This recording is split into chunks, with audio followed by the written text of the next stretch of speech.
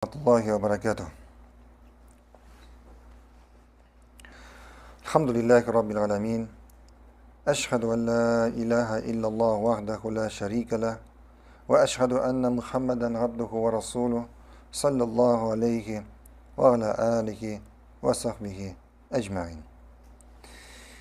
Peygamberimizin hadislerin okunu devam etamiz. Hem bugün bizning azan hem namaz bölügi 601 hadis. An Abi Hazim. Abu Hazim haberta قال كان سهل بن سعد الساعدي يقدم فتيان قومه يصلون بهم.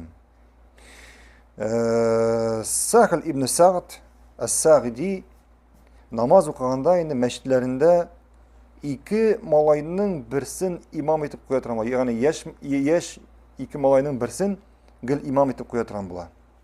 O'zi basmıyor, alarni imam etip koyar. تفعل وقيل له تفعل ولك من القدم مالك. Şundan bana kişiler aytırlar. Şimdi bu gamalni işleysin, yani bu iki malayının birsin imam ettirip koyasın. Lakin sen bit o'zing imam bulurga haklırak. Nega o'zing imam bulup basmıyorsun deb aytırlar bana kişiler. Şunda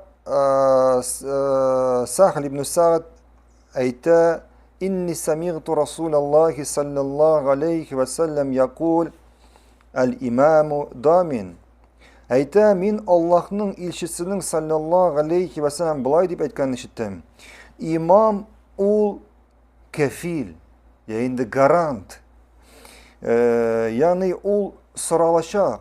Bu sözlerin manası. İmam ul garant, kefil, yani imam ul şuşu imamlığı için sıralaşak.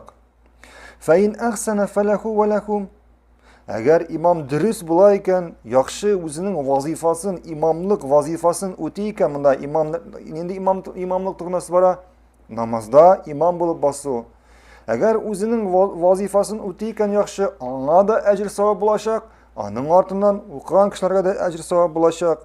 وَاِنْ اَسَاءَ yani فَغَلَيْهِ وَلَهُمْ. Subhanallah.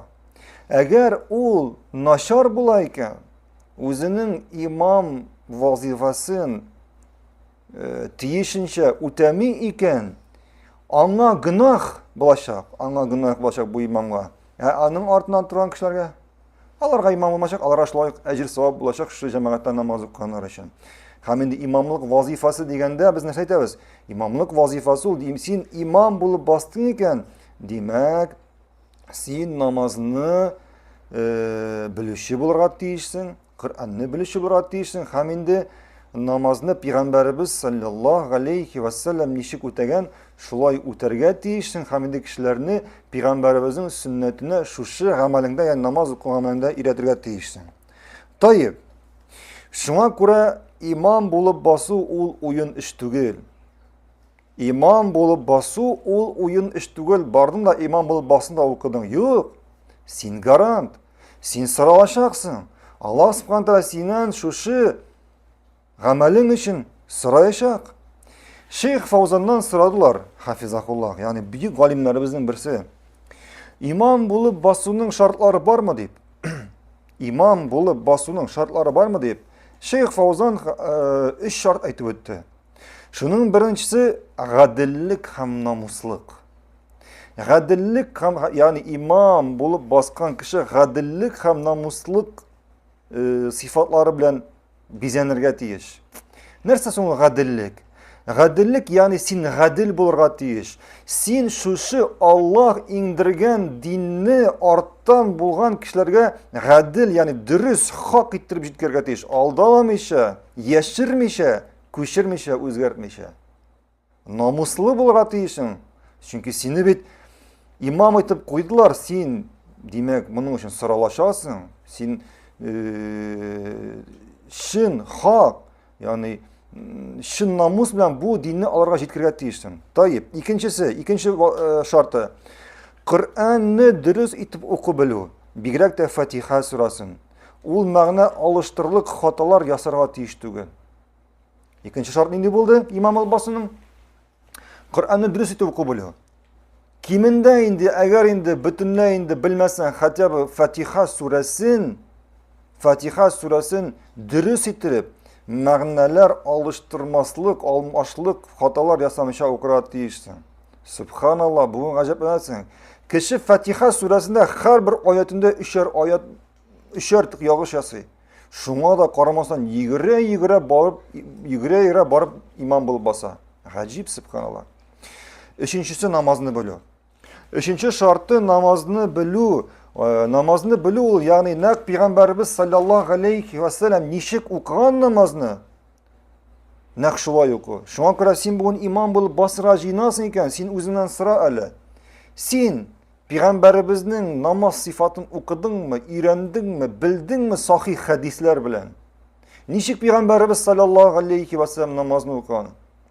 Peygamberimiz sallallahu aleyhi ve sellem nişik etip kollarını koygan? Peygamberimiz sallallahu aleyhi ve sellem teşahhütte nişik okugan, oturgan? Peygamberimiz sallallahu aleyhi ve sellem şundu namazda nindi süreler okugan? Peygamberimiz sallallahu aleyhi ve sellem nişik etken namazının şartları köp mü? Namazının arkanları köp mü? Namazının vacibetleri köp mü? Namaza tıyılgan narsalar köp mü? Sen bularını bilesin mi? Sen bilen, yok. Bizim mezhepte şekilli tügül. Bizim mezhepte şulay namaz kılar şekilli tügül. Allah tügül. Bizim bit peygamber bit mezhep tügül. Bizim bit peygamber Muhammed sallallahu aleyhi ve sellem. Şuna göre sen namazını bilesin mi? Ne peygamberimiz okuyan sıman okuyabilesin mi?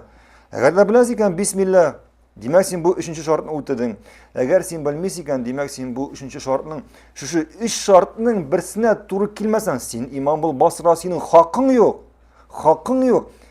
Eğer senden haklırak kişi olsa, şu cemaate imam bulup basırga senden haklırak kişi olsa, senin imam bulup basırga hakkın yok. Hakkın yok. Şuna göre alimlerimiz ayta. Namazını Peygamberimiz okugan, tüslü okumagan imam Allah'ın dinine hıyanet kıldı deyip aytalar. Tağın bir tapkır aytan. Namazını imam bulup basıp, namazını Peygamberimiz sallallahu aleyhi ve sellem şekilde okumagan imam Allah'ın dinine hıyanet kıldı. Hıyanet kıldı. Bu hıyanet sözü bir korkunç söz. Sattı Allah'ın dinini. Sattı. Şuna göre ben anlamayayım. Sina anda seninle imam bulup yığıresın. İmam bulup basırga yığıresın, kıraşarsın, soğuşarsın. Sina anda elle altın bireler mi? Sina anda elle kila altın bireler mi? Ne işin sen? Nerse sen şunun için alasın özüne günahtan kala. Allah subhanahu teala Kur'an'da ayette. İnnellezîne yeşterûne bi'ahdillâhi ve eymanihim semanen qalilan ulaike la halaka lehum fil ahire. Şular kimler Allah'ın dinin yok bir akşağa sattılar, yok bir malga. Ulaike la halaka lehum fil ahire. Bu kişilere ahirete bir nese bulmayacak. Bir nese olmayacak. Ve la yukellimukumullahu ve la yanzuru ileyhim yevmel kıyame. Kıyamet günde bu kişilerle Allah söyleşmeyecek, arka karamayacak da. Anlar nişik ayetinin devamı? وَلَا يُكَلِّمُكُمُ اللّٰهُ وَلَا يَنْزُرُ اِلَيْكُمْ يَوْمَ الْقِيَامَةِ وَلَكُمْ غَزَامٌ اَلِيمٌ. Hem bunlara bir korkunç azap olacak. Hem bunlara bir korkunç azap olacak. Şuna göre sen, tağın bir tapkar, sana elle anda altın bilir mi? Şu Allah'ın dinin nindir yok için, nindir kimnindir sözü için, nindir din için satasın. Bunun için Allah subhanahu teala sıralacak. İmam bulup bası oyun iş değil. İmam bulup bası oyun iş değil. Allah subhanahu teala aytdı ikinci bir hadiste. Her bir kişi özünün astında bulgan kişileri için sıralacak. Ben şuna göre sen de imam bulup bastıyken imamlığın için hem senin artta bulgan kişiler için sıralayacaksın. Lakin elbette indi şunday dürüst bulmagan imam var iken indi arttan basıçılar kayırga teş tügül. Bu hadise kelgençe eğer imam günah kılayken anın günahı ana lakin anın artta okuşçular nese? Allah inşallah ecir sevap alacaklar. Allah inşallah ecir sevap alacaklar. Tayyip. 610. hadis an Enes ibn Malik marfuğan Enes ibn Malik Peygamberimizden sallallahu aleyhi ve sellem haber ite Selasetu la yukbalu minkum salah. Üç kişinin namazı kabul kılınmayacak. İhtibar ediniz. Üç kişinin namazı kabul kılınmayacak. ولا تصعد إلى السماء ولا تصعد إلى السماء hatta bu namaz ko'kka ko'tarilmayshak. Bizning g'amallar ko'kka ko'tariladi. Bu kishi namozi ko'kka ko'tarilmayshak. ولا تجاوزوا رؤوسكم hatta onun bosh ustidan da bu namoz ko'tarilmayshak. Hatta onun bosh ustidan da bu namoz uzmayshak. Shular namozni o'qiladi, ajr savobi qo'ya qola. Bosh ustida Allohga ko'kka ko'tarilmayshak. Allohga ko'kka ko'tarilmayshak. Kimlar bular? Birinchisi rajulun amma qawman wa hum lahu karihun. Subhanallah. Shunday kishi kim imom bo'lib bosa o'zining xalqi uchun, o'zining masjidi uchun, o'zining jamoati uchun, o'zi yashagan o'rni uchun. Lekin bu kishilar uni yaratmaylar. Bu kishilar uni yaratmaylar. Bu kishining namozi uning boshidan hatto bosh ustidan da ko'tarilmayacak. Shunga ko'ra imom, olimlar bilan aytuvchi, imomul men bugun boytirib kiyim kiyib, boshqa tubatday kiyib, yashil xalat kiyib imom bo'lib bosib shalma o'rab imom bo'lib bosib tugul men imom deb. Iymon ul kim ul Allohning dinida mustaqim. Mustaqim. Allohning dinida shundoqda kishilar seni sen imom deb aytgan uchun tugul, sen shundan da haqiqatda imom bo'lganing uchun kishilar seni hurmatlar. Ular shundan da seni imom etib ko'ralar. Bor narsada sen birinchi, iyilikda sen birinchi, gunohda sen eng oxirgi.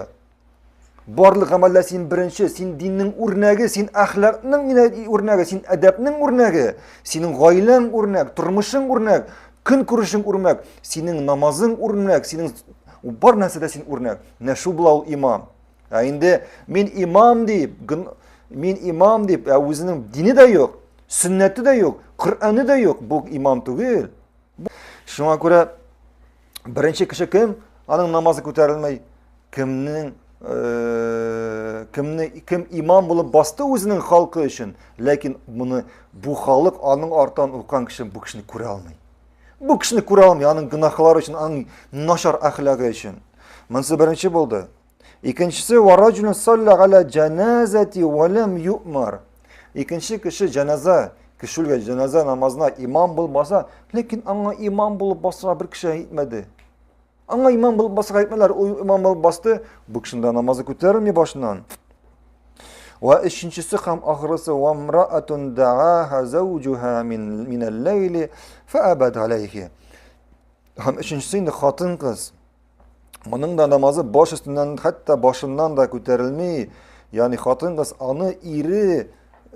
ana iri tunni yostiqqa, ya'ni yotuv o'rnina yaqinlik qilar uchun chaqirdi, lekin ularni nasabani ularga kiri qoqdi, tinglamadan, uning yonina kelmadi. Shunga ko'ra bularning barisi narsa imom bo'lib bosa u o'yin ish tugul. Imom bo'lib bosa u javoblilik, garant, kafillik. Allohu a'lam.